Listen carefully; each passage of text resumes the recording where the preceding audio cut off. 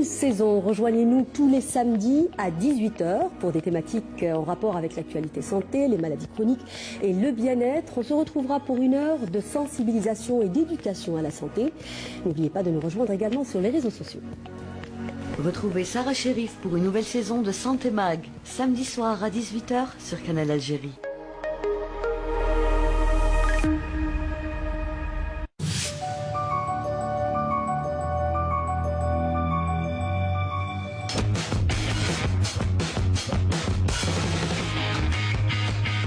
Canal Foot, votre émission footballistique hebdomadaire, revient pour une nouvelle saison 2024-2025.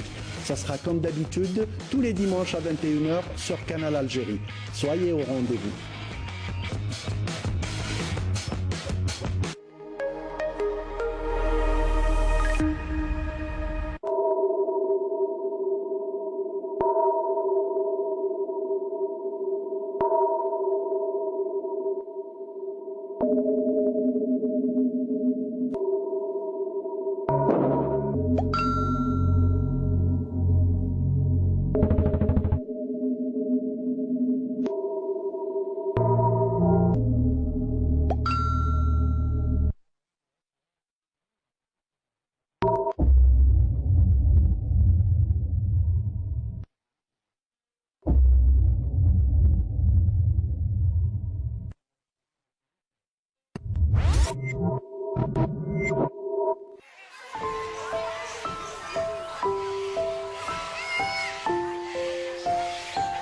على الانترنت الخطر قريب لولادنا اكثر مما نتصوروا.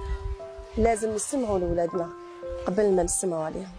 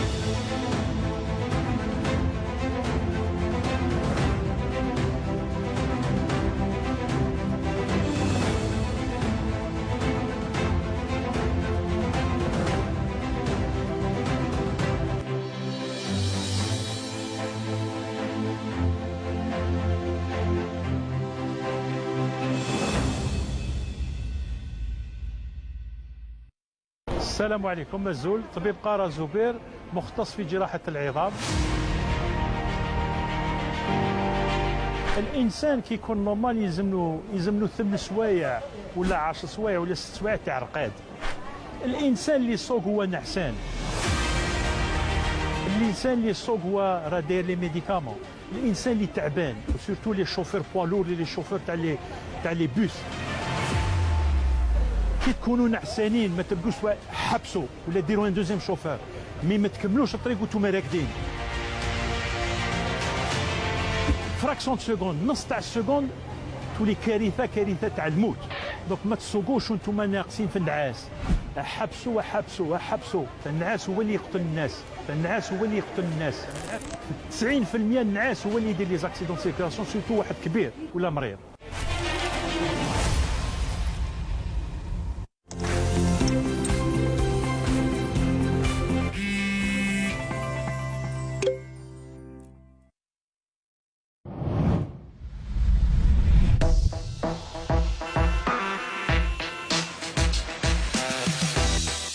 الوقت الكافي باش تروح لمصالح الضرائب.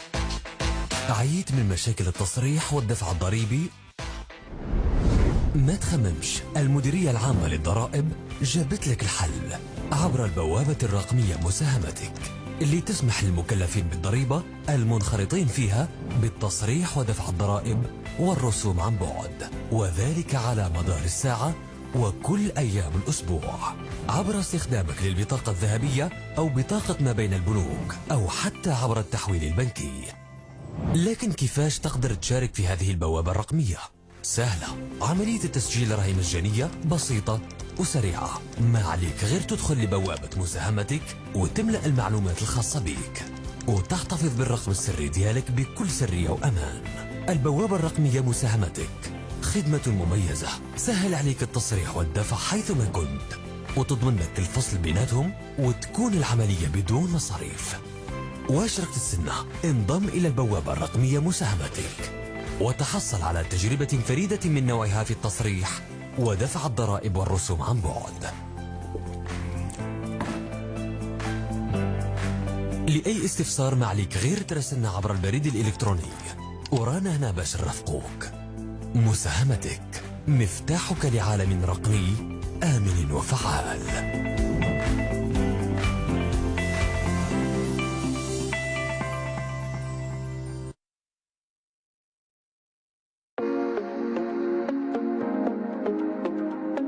مواطنون الكرام، أمنكم أولويتنا. بريد الجزائر يدعوكم إلى التأكد من مصداقية تطبيق بريد موب و ECCP وعدم مشاركة معلوماتكم الشخصية المتعلقة برقم البطاقة الذهبية، تاريخ انتهاء الصلاحية، الاسم واللقب، رقم CVV ورمز OTP. وفي حال تعرضكم لعملية نصب واحتيال يرجى الاتصال فورا بالرقم الأخضر لمصالح الدرك الوطني أو الأمن الوطني أو خدمة الزبائن لبريد الجزائر. بريد الجزائر دائما في خدمتكم. ماما عايزاكي فاتورة تاع الماء. اوه في هذه وقتها درك لازم نروح حتى لاجونس وزيد الطريق مغلوقة. تفكرت. يمكنكم دفع فواتيركم عبر منصة فاتورتي أو تطبيق وكالتي، وهذا أينما كنتم.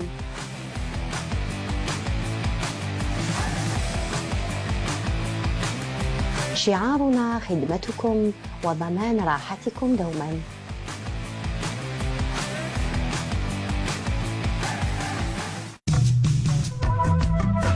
تعلن المحافظة السامية للأمازيغية عن فتح أبواب المشاركة في الطبعة 5 لجائزة رئيس الجمهورية للأدب واللغة الأمازيغية. تطلع الجائزة لاستقبال أحسن الأعمال في الفئات 4: الأدب المعبر عنه بالأمازيغية والمترجم إليه، اللسانيات، الأبحاث في التراث الثقافي الأمازيغي غير مادي، الأبحاث في التكنولوجيا والرقمنة. تستقبل المشاركات إلى غاية 10 من ديسمبر 2024 على المنصة الرقمية www.ares.hcamazigh.dz.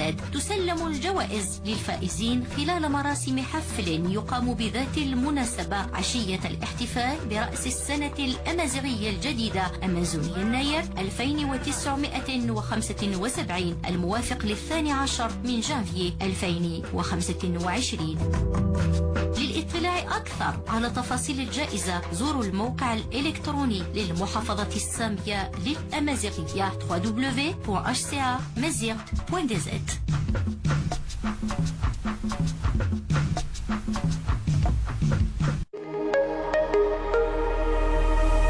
اكتشفوا فعالية بيمبيس كونفور الجديدة مقارنة بحفاضة أخرى. بيمبيس كونفور تمنح أفضل امتصاص بفضل القنوات الثلاث، توسع السوائل بشكل متوازن وتخلي بشرة الطفل ديما جافة.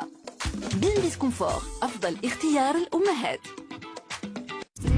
نعومة هذه اللحظات الأولى قيمتها كبيرة، لهذا بيمبيس سنسيتيف مزودة بسرير قطني شديد الامتصاص والنعومة بدون مواد تؤذي البشرة. بيمبيس سنسيتيف، نعومة اللحظات الأولى.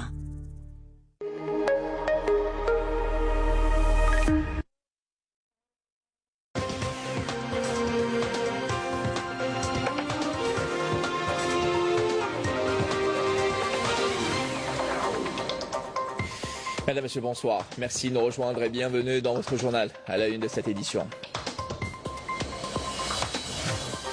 Sur instruction du président de la République, Abdelmajid Tebboune, début aujourd'hui de l'opération de rapatriement de 306 ressortissants algériens établis au Liban qui ont atterri dans la matinée à l'aéroport international Houellebou Boumediene. Plus de précisions dans ce 19h.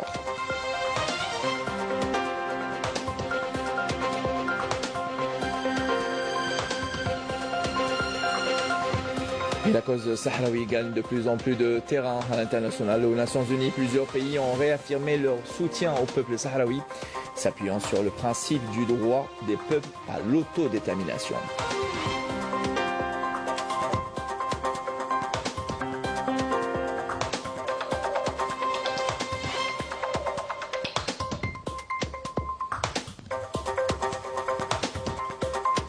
Et la cause de Sahraoui, une cause et dont la voix est portée notamment par ces journalistes à l'origine de violations et d'harcèlement par le Makhzen, des pratiques répressives auxquelles se livrent les forces de sécurité marocaines à l'encontre des militants et journalistes sahraouis dévoilés par un journal espagnol. Plus de précisions dans ce journal.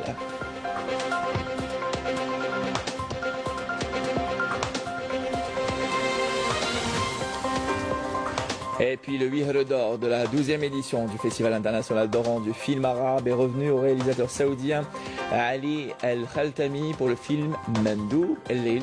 Clôture en apothéose avec une cérémonie marquée notamment par une série d'hommages.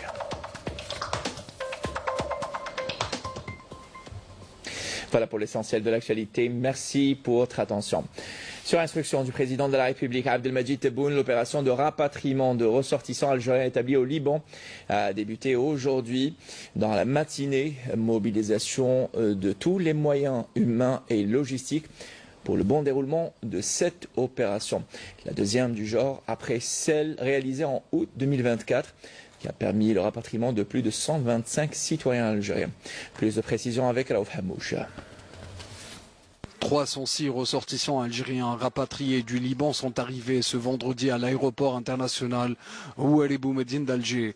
Les ressortissants algériens ont été rapatriés à travers 2 vols consacrés spécialement à cette opération à partir de l'aéroport international Rafiq Hariri de Beyrouth vers l'aéroport international du Caire où ils ont été par la suite pris en charge par la compagnie Air Algérie pour regagner le pays. Pour eux, c'est la délivrance qui met un terme à une peur qui n'a que trop duré. Je suis libanaise et mon mari est algérien. Il vit en Algérie avec nos filles. Dieu merci, l'État algérien nous a pris en charge. Nous vivions dans la terreur, une situation indescriptible. Mes enfants avaient très peur. Je remercie tous ceux qui ont contribué à la réussite de cette opération, notamment l'ambassade d'Algérie au Liban. Dieu merci, nous sommes enfin arrivés dans notre pays. Je remercie tout l'équipage d'Air Algérie. Le peuple algérien, à leur tête le président de la République, nous a aidés à quitter le territoire libanais malgré les difficultés. C'est la deuxième opération du genre après celle réalisée en août 2024 ayant permis le rapatriement de plus de 125 citoyens algériens. En application des instructions du président de la République, une cellule de crise a été mise en place depuis le début de l'agression sioniste contre Gaza au niveau du ministère des Affaires étrangères pour examiner la situation de la communauté nationale dans toute la région. Ainsi, la cellule a pris attache avec les ambassades d'Algérie au Caire, Beyrouth, Damas et Amman afin de suivre de près la situation de la communauté et étudier tous les plans de rapatriement si besoin est. Tous les moyens nécessaires ont été mobilisés pour assurer le succès de cette opération et permettre aux membres de notre communauté de regagner le pays dans les meilleures conditions, concrétisant ainsi tout l'intérêt accordé par les plus hautes autorités du pays aux citoyens. Et dans le reste de l'actualité, au sujet de l'agression sioniste à Gaza, mais aussi au Liban, l'Algérie avertit que la menace sioniste ne pèse pas uniquement sur ces deux pays, mais sur tout le Moyen-Orient. Écoutons le représentant de l'Algérie aux Nations Unies, Ammar Ben Jammah.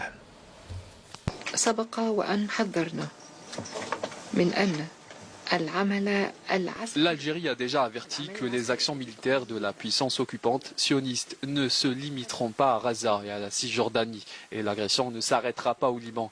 La menace réelle et persistante pour le Moyen-Orient est et restera l'occupation continue des terres arabes en Palestine, au Liban et en Syrie par les forces sionistes. Ne pas s'attaquer à cette cause profonde et se concentrer uniquement sur les symptômes ne fera que garantir que la tragédie se répétera. L'occupation doit cesser maintenant avant que nous ne soyons à nouveau confrontés à une catastrophe irréversible.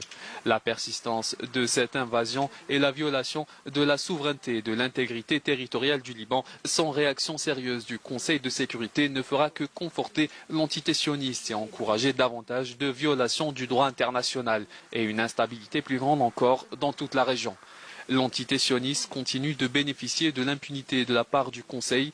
Elle perpétuera le cycle de la violence en employant les mêmes tactiques flagrantes de destruction massive et en ciblant des vies civiles innocentes. Quand est-ce que ce Conseil assumera-t-il ses responsabilités en matière de maintien de la paix et de la sécurité internationale? Quand est-ce que ce Conseil imposera-t-il des sanctions aux autorités sionistes pour les atrocités et les violations qu'elles commettent? Je réitère la solidarité et le soutien de l'Algérie au Liban face à cette agression barbare et je salue à l'occasion le rôle central de la FINUL dans la sauvegarde de la stabilité régionale et qui fait face aux agressions sionistes barbares. Et justement, en Palestine occupée, les agressions sionistes continuent. Ce matin, à Gaza, encore 3 civils palestiniens, dont une femme, sont tombés en martyrs dans un bombardement mené par l'entité sioniste contre un domicile à Deir el-Balah. Par ailleurs, 2 Palestiniens sont également tombés en martyrs et plusieurs autres ont été blessés dans une attaque de drones sionistes visant un groupe de civils dans le camp de Maghazi au centre de Gaza. Alors, Habouch, une nouvelle fois.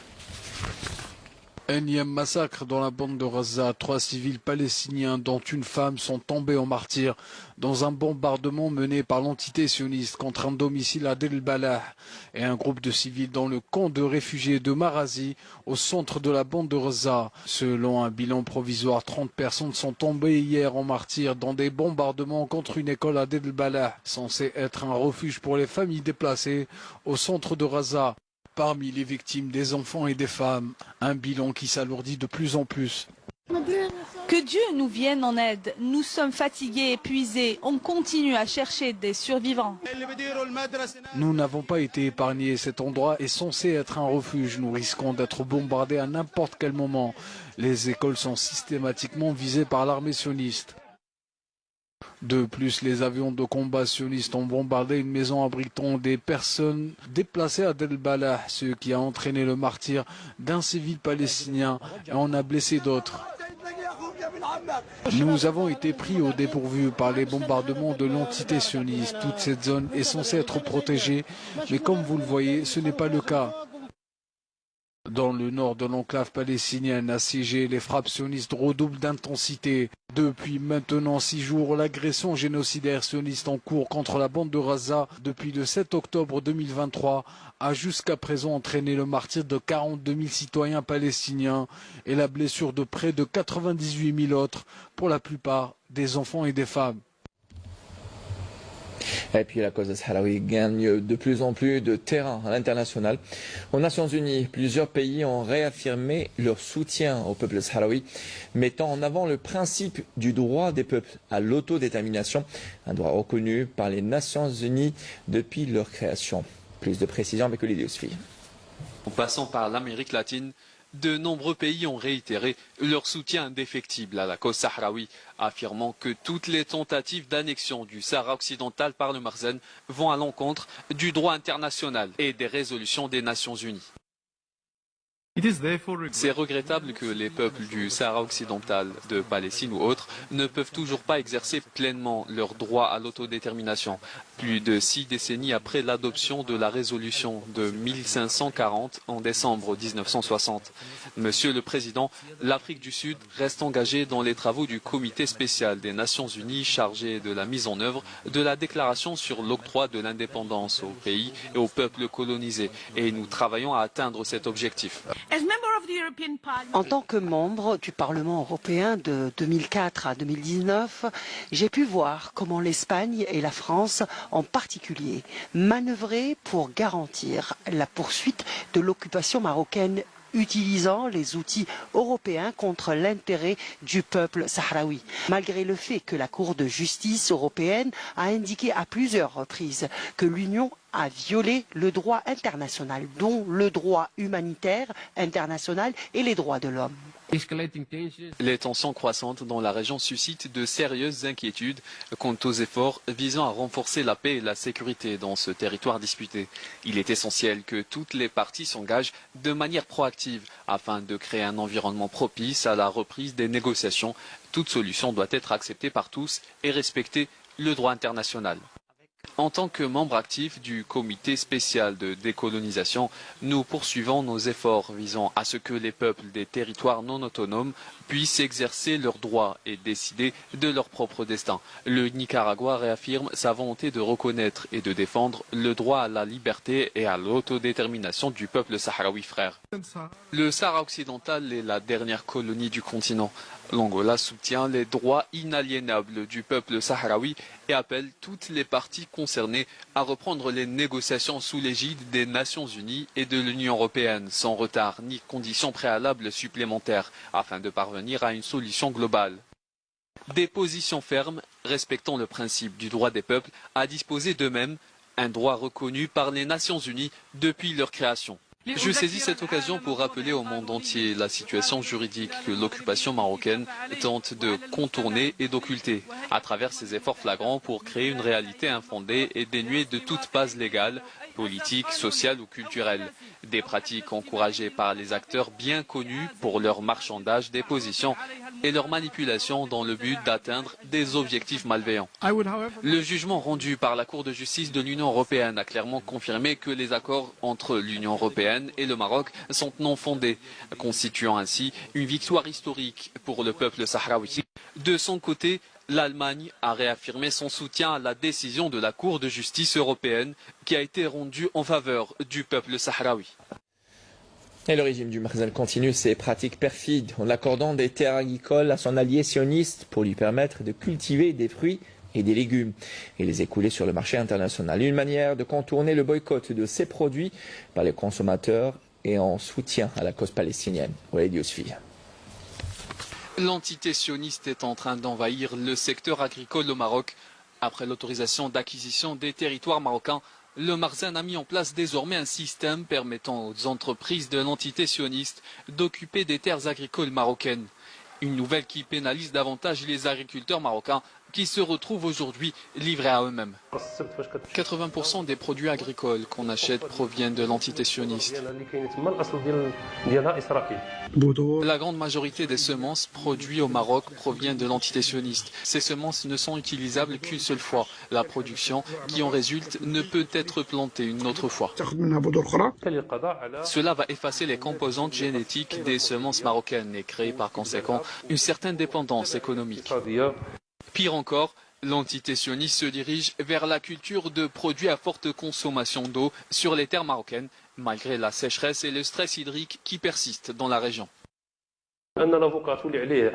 L'entité sioniste cultive de l'avocat sur nos terres sous le label Made in Maroc. C'est l'une des stratégies utilisées par l'entité sioniste pour contourner le boycott de leurs produits. Le Maroc est utilisé par l'entité sioniste comme un moyen pour écouler ses produits et contourner les sanctions qui lui sont infligées, ainsi que la campagne de boycott menée contre les produits de l'entité sioniste dans le monde. Des entreprises de production de matériel agricole et autres produits ont été créées dernièrement par l'entité sioniste dans la zone industrielle de la ville de Rnetara dans le cadre de sa stratégie pour utiliser le Maroc pour contrer le boycott de ses produits et faire face aux restrictions économiques qui pourraient être imposées à l'entité sioniste à cause de ses génocides et de ses crimes contre l'humanité.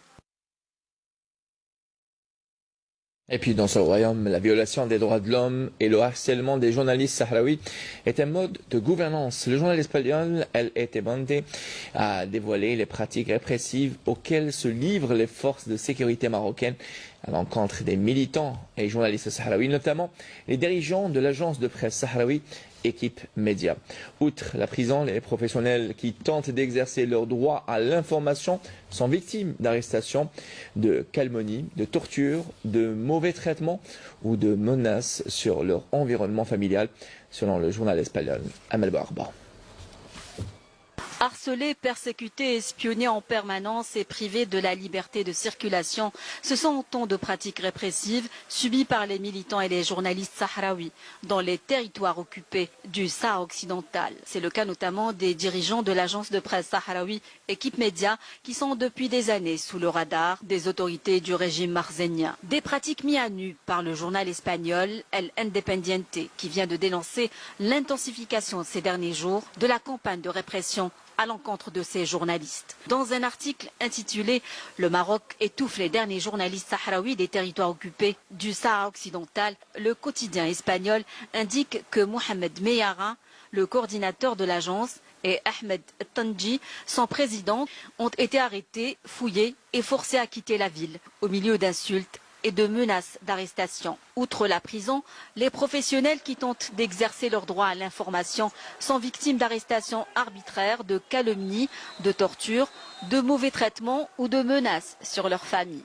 Selon ce média espagnol, exercer le journalisme dans les territoires sahraouis occupés est un véritable acte d'héroïsme, relevant que le blocage médiatique imposé par l'occupation marocaine s'applique également aux journalistes étrangers qui sont expulsés quasi immédiatement dès leur entrée sur le territoire. Il faut dire que pour les autorités marocaines, la violation des droits de l'homme est un mode de gouvernance. Les témoignages se multiplient, illustrant les violations flagrantes des droits humains et de la légalité internationale. وهذا الانتهاك مازال مستمر إلى حد الساعة ولا خالق مؤشرات تشير على أنه لا يتوقف والله أنه مازال مستمر. بهذه المناسبة نطلب من كل الإعلاميين وكل النشطاء الحقوقيين والمهتمين بهذه القضية والمتعاطفين مع الصحراويين يعني يندوا بهذه القضية ويكتبوا فيها. تستمر قوات الاحتلال المغربي في ارتكابها لجرائم حرب ضد الإنسانية في إقليم الصحراء الغربية، حيث سجلت الحديث خلال الفترة الممتدة من فاتح يناير إلى حدود شهر شتنبر ما يلي استهداف بواسطة طائرات مسيرة وقنابل دقيقة مدنيين صحراويين شرق جدار التقسيم العسكري المغربي، حيث أسفرت عن استشهاد 6 مدنيين وإصابة 1 وشملت جرائم ضد الإنسانية حتى المدنيين الصحراويين بجزء المحتل، حيث خلفت أكثر من 106 ضحايا جريمة تعذيب وانتهاك لأبسط الحقوق وهي الحق في التعبير. Des pratiques dont sont victimes également les Marocains libres qui ne cessent de dénoncer un régime agonisant, à l'image du journaliste Hicham Mansouri, arrêté sur la base de fausses accusations en raison d'un projet d'enquête sur la surveillance électronique au Maroc. Parce que je ne suis pas le seul. Dans le livre, je ne parle pas beaucoup de moi d'ailleurs, je parle plus de mon expérience carcérale, mais ce que j'ai subi, je l'ai subi, si on peut dire, avec tous les collègues de cette association. Les visites, le piratage du site internet. Pendant sa détention, il a été témoin de plusieurs pratiques scabreuses du régime marzénien. Comme Hicham Mansouri, de nombreux autres journalistes ont été victimes d'affaires fomentées de toutes pièces, une technique bien connue du régime marocain pour faire taire les voix critiques. Et les colonnes du journal espagnol El Independiente confirment la mobilisation internationale en faveur du droit légitime du peuple sahraoui à l'autodétermination qui se poursuit dans le cadre des activités de solidarité avec les Sahraouis. Les délégations étrangères continuent à se rendre dans les camps de réfugiés sahraouis, à l'instar d'une délégation venue des îles Canaries. Au menu, plusieurs réunions avec des dirigeants et des militants sahraouis, nous dit Amal Bouarba de nouveau. La diplomatie sahraoui continue d'enregistrer de multiples victoires sur le plan international, renforcée par un large élan de solidarité. Une solidarité illustrée d'ailleurs par le déplacement de cette délégation venue des îles Canaries pour réitérer son soutien aux Sahraouis et saluer la décision de la Cour de justice de l'Union européenne en faveur du Sahara occidental. Nous sommes venus des îles Canaries pour exprimer notre soutien à la cause sahraoui. Ce peuple qui lutte depuis 60 ans pour son indépendance a arraché une victoire sans précédent après la décision de la Cour de justice de l'Union européenne annulant les accords commerciaux conclus entre le Maroc et l'UE sur la pêche et l'agriculture dans les territoires sahraouis. Cette décision est une victoire pour le Front Polisario, considéré comme le seul représentant du peuple sahraoui, et il souligne que le Sahara occidental dispose d'un statut propre et distinct, et de ce fait, il est le seul à profiter de ses richesses naturelles. Nous tenons aussi à saluer le rôle de l'Algérie dans son soutien indéfectible à la cause sahraoui. Nous soutenons la cause sahraoui. Cela fait plusieurs années que nous accueillons des enfants sahraouis en été. Nous sommes mobilisés aux côtés de ce peuple qui lutte inlassablement pour récupérer ses terres. Nous sommes venus pour exprimer notre soutien avec le peuple sahraoui, notamment après la décision de la Cour de justice de l'Union européenne qui a statué en faveur du Sahara occidental. La visite de cette délégation vient ainsi conforter les nombreux acquis enregistrés par la cause sahraoui. La mobilisation des amis du peuple sahraoui renforce notre combat. Nous exprimons d'ailleurs notre reconnaissance à tous ceux qui nous soutiennent. Nous tenons aussi à mettre en avant le rôle de la diplomatie sahraoui qui a permis d'enregistrer de nouvelles victoires, notamment la décision de la Cour de justice de l'Union européenne annulant les accords commerciaux entre le Maroc et l'UE. Une solidarité internationale et de multiples succès diplomatiques en faveur du peuple sahraoui, de quoi conforter la justesse de sa cause et de son droit inaliénable à jouir de son autodétermination conformément aux résolutions des Nations Unies. Et toujours à propos de la cause sahraoui, des participants au Forum international de la jeunesse pour la solidarité avec le Sahara occidental et dont les travaux ont débuté aujourd'hui à Bilbao. Et selon ce qu'a indiqué donc les jeunes sahraouis qui sont déterminés à poursuivre la lutte de leur peuple pour la liberté et l'indépendance avec tous les moyens dont ils disposent. Et selon le journaliste activiste sahraoui Salamou Ali Moussa, le rôle de la jeunesse sahraoui est de faire connaître la cause sahraoui et les souffrances qu'endure le peuple sahraoui, la jeunesse à la jeunesse du monde entier.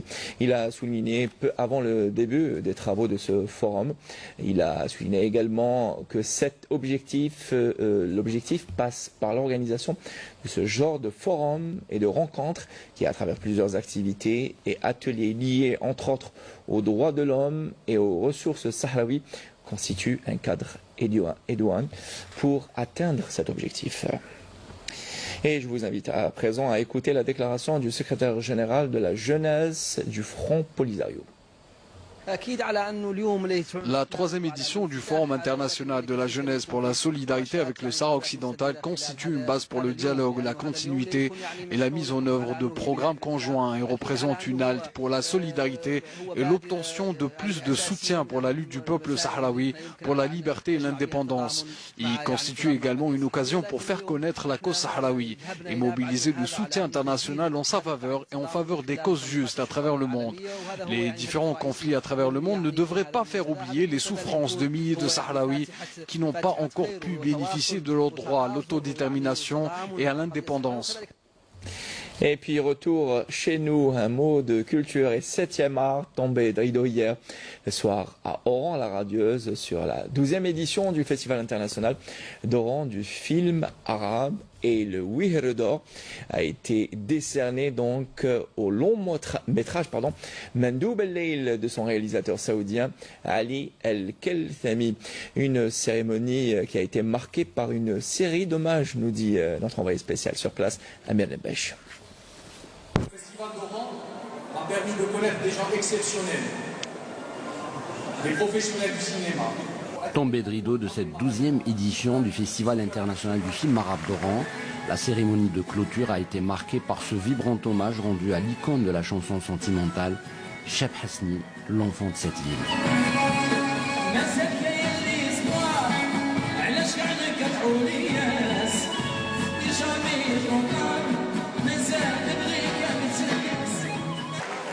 Après la musique, c'est au tour de la comédienne et femme de théâtre Fadila Hachmaoui d'être honorée en reconnaissance pour son riche parcours. Avant d'annoncer le palmarès, le commissariat du festival a rendu hommage au comédien égyptien Fathi Abdelwahab.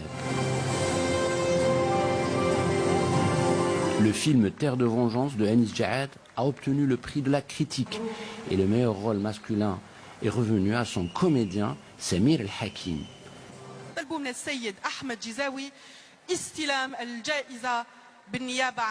Quant au prix de la meilleure interprétation féminine, il est revenu à la jordanienne Mouna Hawa pour le film Inch'Allah Walad.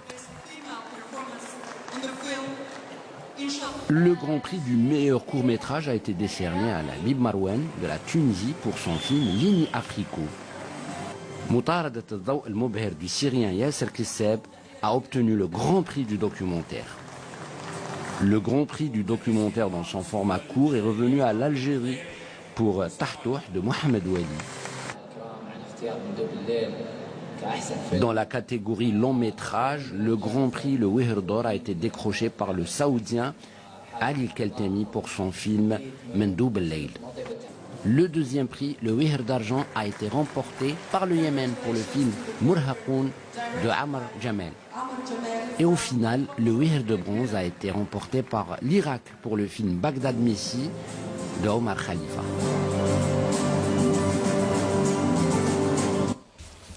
Et le meilleur scénario est attribué à l'équipe nationale de football qui a battu hier son homologue togolaise sur un score de 5 buts à 1. Un match disputé au stade du 19 mai 1956 de El Naba pour le compte de la 3e journée des qualifications à la Coupe d'Afrique des Nations CAN 2025. À l'issue de cette 3e victoire en temps de match, l'Algérie conforte sa position de leader avec 9 points devant le Togo, 2 points, alors que le Libéria et la Guinée équatoriale ferment la marche avec 1 point chacun.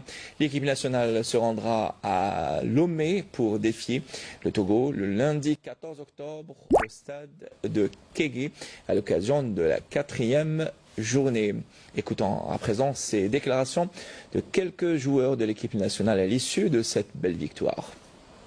Oh, alhamdoulilah, première mi-temps c'est plus compliqué, mais après deuxième mi-temps c'est ajusté, et puis on a mis 5 buts, puis ça fait plaisir, et puis là on va aller au Togo, Inch'Allah, c'est un match compliqué, mais bon, on va tout faire pour chercher les 3 points et la qualification, Inch'Allah. Non, ouais, aujourd'hui on a fait un très très bon match, on a pris les 3 points, je pense que c'est le plus important. Maintenant voilà, il nous reste un match lundi au Togo, Inch'Allah on va aller là-bas, on va prendre les 3 points aussi. Ouais. Alhamdulillah that we won. I'm very thankful for the coach and for the team that he bring me in, that I had my debut and a win, alhamdulillah, and we had a good game. We were dominant, good goals, alhamdulillah, and yes, I'm proud that we won. Félicitations encore une fois aux 11 nationales et bonne chance pour la suite. Voilà qui termine cette édition réalisée par Mokhles Lalmi. Prochain rendez-vous de l'information à la rédaction anglophone et Salim Meloueh. À demain.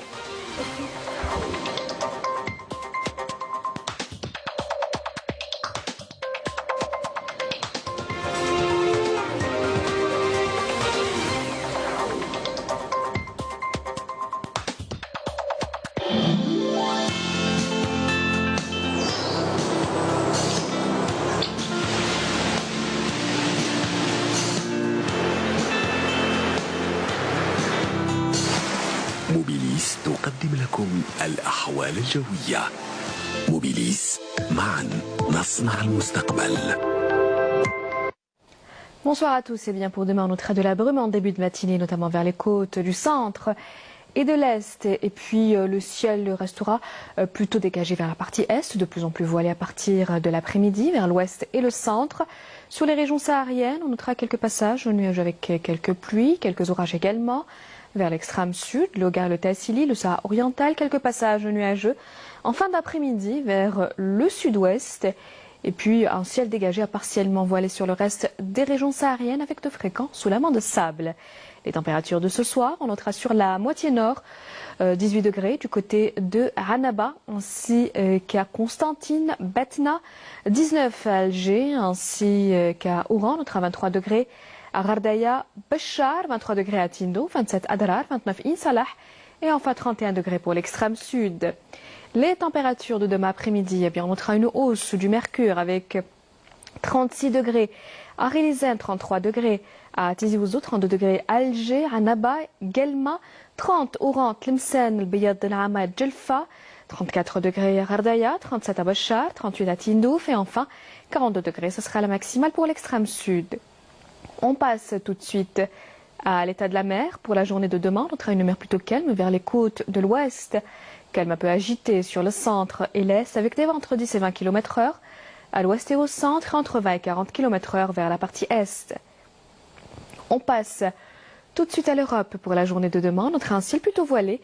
À Rome, Vienne, Berlin, quelques pluies à Londres, Paris, Madrid. Côté température, on notera 18 degrés à Madrid, 14 à Paris. 16 à Londres, 16 également à Vienne et enfin 24 degrés à Rome. On passe à l'éphéméride et puis pour plus d'informations, le site de Météo Algérie reste à votre entière disposition. Très bonne suite des programmes et à demain.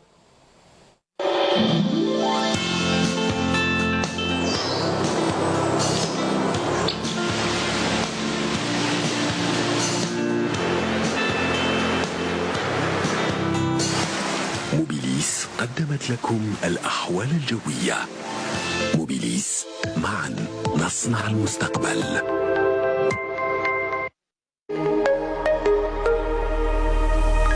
جديد منتج من ورق يعود الشيفون ليبونج الجرنان وكامل هذوك العفايس. الطاسة صحة زين كبير ويحمل هذا وكامل هادو وكي كمل خدمته اوب سهلة. ورق التنظيف كوتكس اكسبير الجديد. كوتكس اكسبير لكل مهمات التنظيف.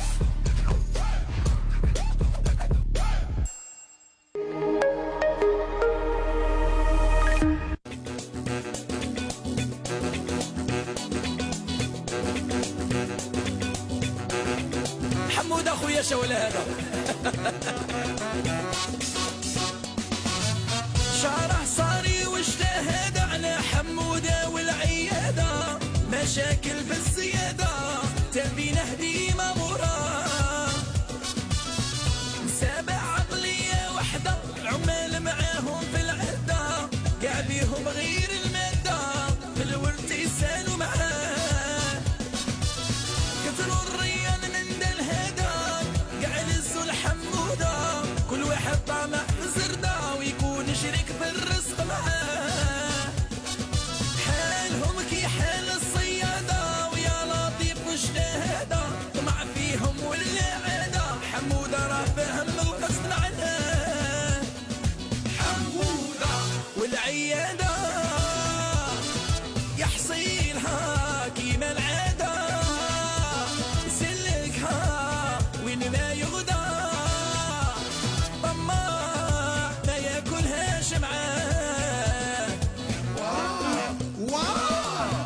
صمم فيها ديما البدا في راسه فكرة وحدة كيفاش ينفق في العيادة ينال ويخلف شقاه عول وعزم فيها وبدا ناوي تجيب له السعادة ولا يخسر ويتهدى مشروع يريب معاه أرهن ماله وتحدى يا يربح يا بالفايدة ولا يتفوكر بالغدة يتهدم قاع اللي يبناه حمودة والعيادة مشي سهل يشد بدا أمور عليه معقدة الله يحسن عونه مقواه حمودة جماعة دروك سي ما نطولوش الوقت اللي خدمت في الكتب باش نحوسهم